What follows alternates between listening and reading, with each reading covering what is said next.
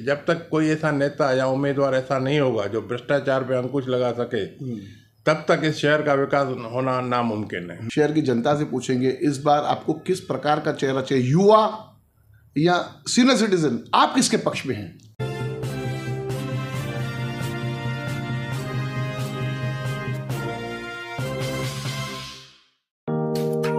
Neeraj Vinod Burani's Spacecraft Interiors. Your space, our craft. Experienced and professional team. No hidden charges. Luxurious designs. Follow us on Instagram. Spacecraft Interiors. Your space, our craft. Mahalakshmi sales, Shivaji Chowk, Ulhasnagar. Ulhasnagar में electronics का one stop store, जहां पर आपको मिलती हैं best deals. Air conditioners, air coolers, single and double door refrigerators, LED televisions, semi and fully automatic washing machines, deep freezers and veggie coolers. सबसे best deal, सबसे lowest दाम और loan and easy EMI available. बस आइए और गर्मियों के इन दिनों में अपने घर के लिए ले जाइए बेहतरीन consumer appliances. Mahalakshmi sales, electronics market, opposite RKD college, Shivaji Chowk, Ulhasnagar 3। For sales contact us. आइए लेते हैं मुलाकात एडवोकेट प्रकाश कुकरेजा जी के साथ, और आज पूछने आए हैं साहब के पास कि उल्लासनगर का आमदार कैसा हो। शहर में जो बढ़ती समस्याएं हैं, हमारा उल्लासनगर शहर पूरे महाराष्ट्र के अंदर क्रमान एक नंबर पे खड़ा है समस्याओं में। जितनी समस्या उल्लासनगर शहर में है, मैं नहीं समझता हूँ कि महाराष्ट्र में ऐसा कोई छोटा सा 13.5 किलोमीटर का शहर होगा जहाँ पर इतनी समस्याएं भरी होगी। तो प्रकाश जी, आप मुझे बताइए, हमारे दर्शकों को बताइए, हमारे शहरवासियों को बताइए कि किस प्रकार का हमारे शहर को नेतृत्व होना चाहिए, एक युवा नेतृत्व या एक सीनियर सिटीजन नेतृत्व। क्या कहेंगे इस विषय के ऊपर? सभी को नमस्कार। देखिए, आमदार वो होना चाहिए जो इस शहर को न्याय दे सके, अपने पद की गरिमा को समझे। सही। उसे इस शहर के बारे में पूरी जानकारी होनी चाहिए। सही।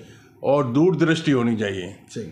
आप देख रहे हैं कि पिछले 45 साल से जो एमएलए पद का जिन्होंने उपभोक्ता किए, उनको आप देखेंगे तो पहले 15 साल श्री शीतलदास हरचंदानी जी, दूसरे 20 साल कालानी परिवार के पास रहा, 10 साल श्री कायलानी जी के पास रहा। तो आप इनको देख रहे हैं कि इनकी कार्य प्रणाली क्या है, और शहर ने पूरी तरह से देखा है और पहचाना है। आज हम ये नहीं कह सकते कि इस शहर में ऐसा कोई विकास हुआ है जिसके लिए जनता खड़ी होकर ताली बजा सके। सही, वो तो। लेकिन आपको फिर भी इस शहर में रहना पड़ता है। शहर में रहना इसलिए पड़ता है कि बार बार जो चेहरे आते हैं वही आते हैं। तो एक मैं आपको बात बताऊं कि शहर में खूबचंद पसारी है, वो जाना पहचाना लोग है। उसके बाद शहर वाले क्वालिटी की अपेक्षा करके जाते हैं। सही। लेकिन अगर उसने कभी सब स्टैंडर्ड चीज बेच भी ली, तो उसे मार्क नहीं किया जाता। उनका नाम है इसका, क्योंकि नाम और फेम इतना हो गया है कि उसका वो बरोबर फायदा ले सकता है, चाहे वो ले न ले, वो अलग चीज है। लेकिन अगर उसके बाजू में अगर आप दूसरा दुकान खोलेंगे किराने का, तो उसकी अपनी जो बिजनेस बनानी है, तो उसके लिए उसके साथ कंपटीशन करना है। और खूबचंद पसारी जी का अगर आप बोलेंगे कि उसका फेम और जो उसका नाम है उसकी बराबरी करना आसान नहीं होगा। उसके लिए उसको अपने दुकान पे डिस्काउंट छोड़ना पड़ेगा। सही।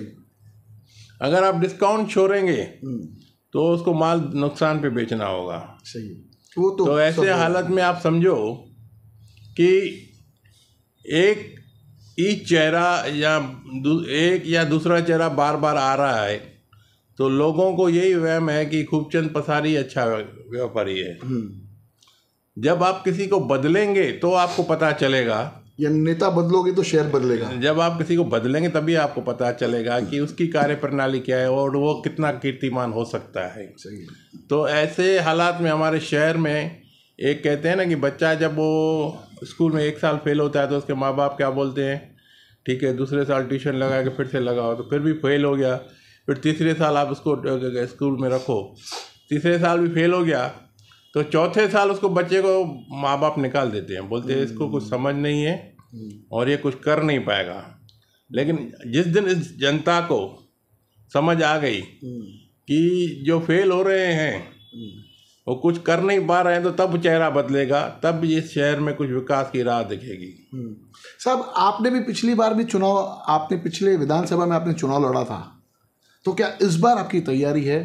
क्योंकि जो समस्याओं है, आप जो कह रहे कि नया चेहरा आना चाहिए तभी विकास होगा, तो इस बार आपकी क्या भूमिका रहेगी? देखिए, इस शहर के बारे में जितनी मुझे दूरदृष्टि है, जितने मेरे पास प्लान होंगे, और पिछली 2014 के इलेक्शन में जो मैनिफेस्टो में मैंने प्लान दिए थे, वो आज तक किसी ने अभी तक उस प्लान को किसी ने न सोचा है न इम्प्लीमेंट किया है। तो जो मेरी जो दूरदृष्टि है वो पहचान करने के लिए लोगों को मेरे सामने आना पड़ेगा, या मुझे आपको चुनना है, ऐसा समर्थन देना पड़ेगा। तो election is an art of distribution of money, और वो मुझे नहीं आती। अगर आपको पैसा दे के वोट खरीदना है, तो आप भ्रष्टाचार ही करोगे, और मुझे भ्रष्टाचार में कोई इंटरेस्ट नहीं है।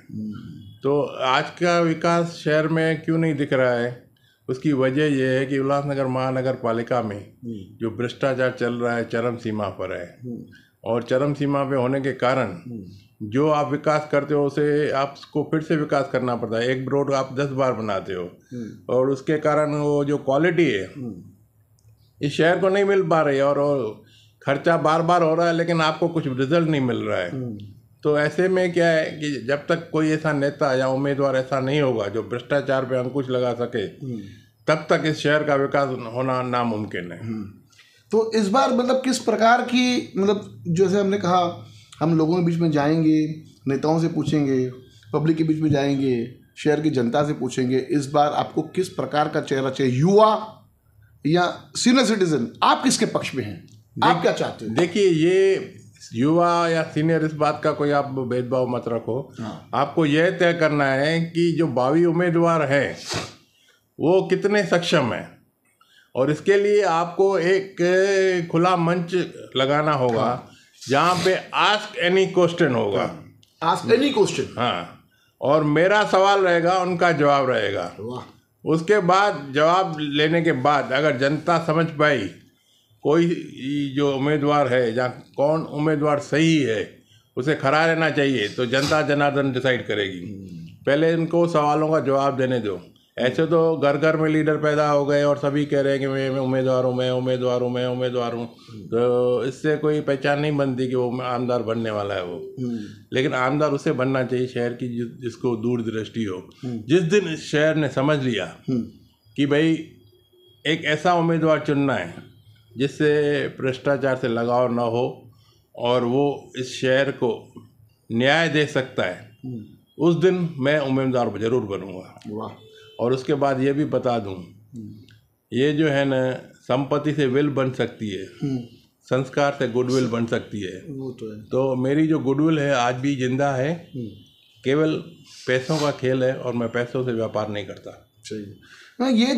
ये जो मूल्य तकलीफ पूरे शहर के अंदर है, भ्रष्टाचार, जो ये कैंसर से भी भयानक बीमारी है जो नेताओं को लग चुकी है, जो महानगर पालिका या किसी भी प्रशासनिक मतलब जो दफ्तर है उनमें उनके अधिकारियों को लग चुकी है।